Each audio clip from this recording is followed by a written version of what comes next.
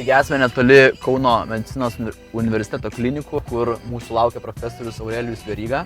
Esame sutarę dėl susitikimo ir jis turėtų mums pasakoti truputėlį daugiau apie narkotinės kanapes, konkrečiai apie jų poveikį tiek fizinį, tiek mentalinį žmogui, ko gali susilaukti žmogus vartojantis šių narkotikų. Taip pat tikimės, kad profesorius palygins kanapių narkotinės medžiagas kartu su tabaku ir alkoholiu, bei galbūt sulauksime informacijos apie teigiamą kanapių panaudojimą medicinoje. Keliaujame ieškoti profesoriaus rezidencijos.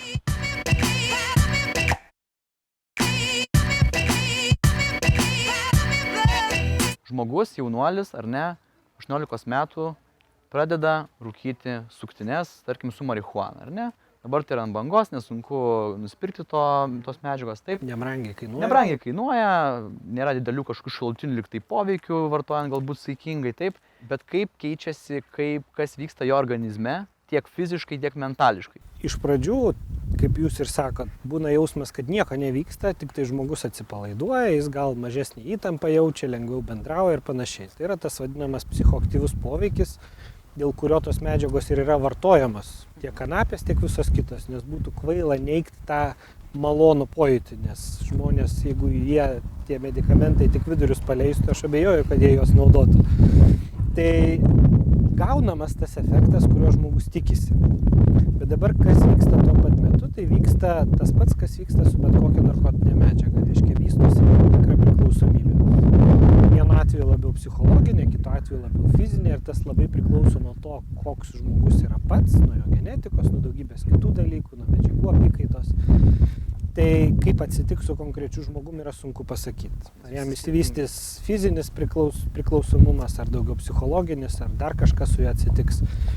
Dėl pačio fizinio poveikio, tai vyksta tokie labai paprasti dalykai, kurie vyksta degant bet kam. Ir jeigu mes kambarį uždegam taburetę, turbūt neturėtumėm galvot, kad čia įvyks kažkokia tai labai stebuklinga inhaliacija ir dabar aš kadangi čia dega ąžuolas Lietuvoje užaugęs ten gražiai, sveika bus ir man čia viskas bus labai fain ir labai gerai. Tai taip nebus. Degimo produktai visi yra pavojingi ir degančių daiktų žmogui jokiom aplinkybėm niekas neduoda kvėpuoti.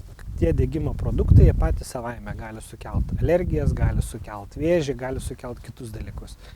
Tik tiek vėl sunku yra lyginti kanapę su cigarete, nes kanapių 20 suktinių per dieną nieks paprastai nerūko. Tai supraskim, sudėtinga būtų tokį vartotoją rast, gal ir būna, bet aš asmeniškai tokių nelabai žinau, kur tokį kiekį surūkytų. Tai supraskim, kad tas poveikis fizinis, jis priklauso nuo dozės ir trukmės poveikio. Tai reiškia, kuo daugiau, kuo dažniau, tuo didesnė žala ir tuo didesnis poveikis. Temperatūrinis, cheminis ir panašiai. Tai tai vienas dalykas, dėl to sakau, nelabai reikėtų jas lyginti su cigaretėm, kadangi skiriasi pats suvartojimo kiekis, kiek yra sudeginama su rūkant. Tetrahidrokanabinolas paveikia tą smegenų sritį, kuri yra atsakinga už motyvacinį intelektą. Tai yra už žmogaus motyvaciją kažką daryti. Ir labai dažnai girdžiu tuos, kurie vartoja, sakykime, žolę, sako, taip, bet žmonės pasidaro ramus, jie neagresyvūs, jie ten nieko nedaro, jie labai draugiški, viskas labai faina. Tai aš sutinku, kad labai yra gražu, bet tie žmonės praranda motyvaciją apskritai ką nors veikti. Ir jie yra geri, draugiški, tokie sėdi, niekam nieko nedaro, tik kažkas jais turi rūpintis paskui, nes tie žmonės meta būna ir mokslus, ir jiem nepavyksta kažkas, ir ta motyvacija jų labai susvyruoja. Ir tas poveikis yra pakankamai specifinis. Būtent šitai smegenų sričiai, kuri nulemia žmogaus motyvaciją gyvenime.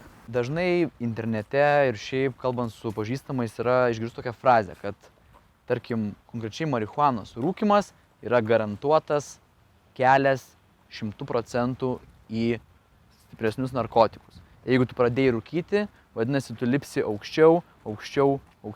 Kiek tai priklauso, kiek tai yra teisybės ir kiek tai priklauso nuo pačio individo kaip žmogaus? Tame yra labai daug teisybės, bet kaip ir visur, tai nėra 100% ryšys, nes tikrai yra žmonių, kurie rūko žolės ir paskui gal nevartoja apskritai jokių narkotinių medžiagų. Tai negalima absoliutinti ir sakyti, kad tikrai kiekvienas taip elgsis. Bet iš tikrųjų toks ryšys egzistuoja ir ne tik su kanapėm, kurios jau yra nelegalios. Bet yra labai aiškus ryšys, kad pradėjus vartoti netgi legalias medžiagas, sakykime, vaikui tabaką, alkoholį, jis daug didesnė tikimybė, kad jis vartos paskui nelegalias. Ir kadangi kanapės yra toks mažiausiai jautrus dalykas, kur žmonės mažiausiai bijo, jis paprastai tampa pirmuoju. Tokiu, kurį pirmiausiai pabandoma, bet jis yra pirmasis nelegalus. Tai reiškia, žmogus pirmą kartą realiai labai rimtai prasilenkia su įstatymu ir jeigu jam nieko neįvyksta, jis susikuria tokią iliuziją, kad ir nieko. Ir ką, ir galiu ir gauti, ir čia ne jokia baisus ten kažkokie narkobaronai, normalų žmonės atneša, parduoda, čia nieko baisaus, viskas gerai. Tai jis tikrai yra tam tikra prasme į nelegalų pasaulį atveriantis vartus narkotikas. Taip yra. Ir jis yra vienas dažniausiai vartojamų. O paskui, kadangi nori gauti patirčių kitokių, nori kažkokių kitokių pojūčių, nes iš tos žolės paskui jau nebe kažką ten gali gauti, kaip pripranti, tai tada prasideda eksperimentavimas kitais dalykais ir aišku, pabandyti kitą medžiagą yra lengviau, kai tu jau nuo kažko esi apsvaigęs. Pavyzdžiui, tą pačią marihuaną lengviau yra parūkyti, kai tu esi išgėręs. Nes kol negėręs, tai yra truputį, gal baisu, čia sako kažkokie narkotikai, čia kažkas tai gali atsitikti, tai kažkaip man neramu, neaišku, o gėręs aš jau esu, žinau, kas bus, tai žodžiu išgėriau, tai tada man tos baimės kaip ir nėra. Dabar, tarkime, turim tokią situaciją, kuomet jaunuolis, ar ne, jis pajaučia, kad jam, tarkim, vartoja, rūkė, bet jis mato, kad jau jam tai ne į naudą, ar ne, bet jisai nori iš to išeiti, galbūt kažkaip tai išsigydyti, pasitraukti, nebevartoti, neberūkyti. Tas žodis vartoti, aišku, skamba labai taip pat grasiai. Bet jis nenori eiti pas daktarą, jis nenori eiti pas savo šeimos gydytoją, jis galbūt bijo, gėdijasi eiti pas specialistų, kuris jam padėtų. Ką jūs patartumėte, tarkim, kaip jam reikėtų elgtis pirmiausia, ar žmogus gali pats su savim sutvarkyti, ar tai yra įmanoma? Iš tikrųjų, jam reikėtų pabandyti tą padaryti ir nesvarbu, kokia medžiaga yra vartojama, viskas prasideda nuo motyvacijos ir sprendimo tą padaryti. Nesvarbu, ką aš noriu nutraukti, ar aš noriu mest rūkyti, ar gerti, ar mest rūkyti žolę, aš turiu nuspręsti, kad aš tai noriu, susiplanuoti, nuo kada aš to nebedarau ir pasiruošti. Tai reiškia pasiruošti situacijom, kuriuose būdavo įprasta rūkyti. Tarkim, ateidavo kompanija, kur visi leidžia laiką, susėda ir rūko žolę. Tai aš turiu susigalvoti savo pačiam ir susiplanuoti, o kaip aš darysiu. Tai arba aš ten nebeisiu, o jeigu man norisi ten eiti ir su šitai žmonėm būti, tai ką aš sakysiu, ką aš darysiu tada, kada aš užsimanysiu parūkyti, koks yra atsarginis planas. Bet aš susinervavau, taip turiu būti pasiruošęs, čia yra labai paprastas dalykas, nes stresiniai situacijai mes elgiamės taip, kaip esam pripratę arba išmokę. Ir jeigu kažkas išmoko stresiniai situacijai nusiraminti rūkydamas žolę arba bet kokį kitą vartodamas narkotiką, stresiniai situacijai susiaurėjus mąstymui, jisai ir elgsis automatiškai. Taip kaip mes elgiamės mašinoje, stabdydami avarinėje situacijoje, juk negalvojam, ar pirmą jungti sankabą, o gal dabar stabdį geriau pirmą spaust, tegul užgęsta variklis. Jeigu mes tai pradėtumėm galvoti, mes žūtumėm labai greitai, nes tai yra trumpas laikas, per kurį reikia priimti sprendimą.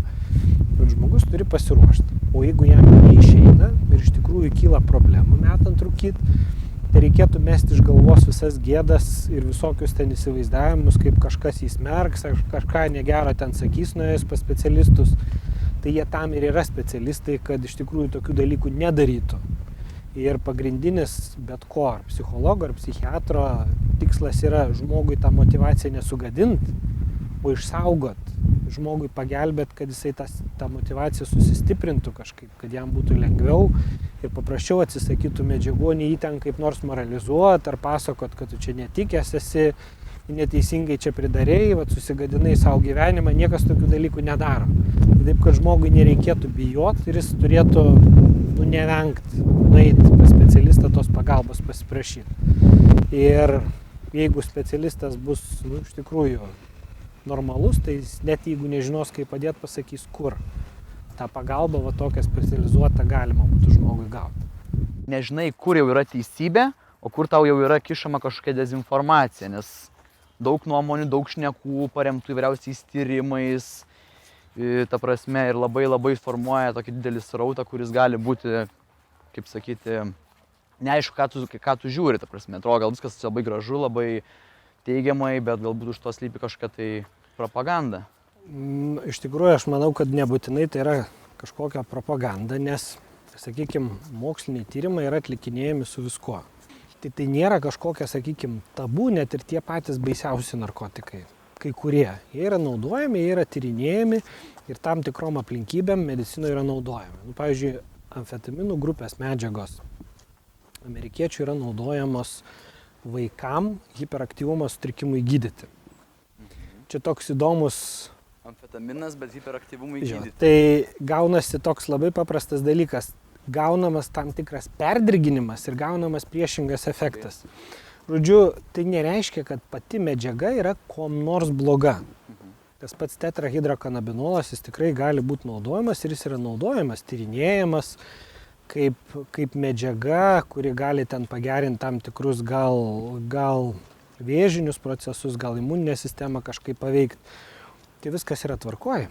Bet kaip cheminis elementas. Taip, bet jo niekas neturėtų galvot, kad tai kalbama apie tai, kad jis būtų masiškai parduodamas ten kioske, į ledus įdėtas ar kažkas tai panašu.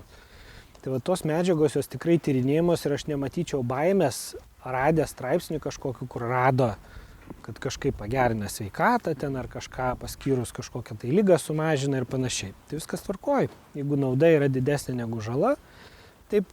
Bet vėlgi, sakau, žmonės labai įdomiai įsivaizduoja. Dabar buvo visai nesenai straipsnelis paskelbtas, kaip ten mama išgydė cerebrinių paralyžių ar ten traukuliais kažkokią tai ligą sergantį vaiką ir davė ten aliejų, tų kanapių. Tai nerūkė tas vaikas kanapių. Tiesiogiai taip. Jam buvo duota kažkoks tai preparatas, kur buvo tų medžiagų ir tam vaikui padėjo, tai viskas tvarkoja.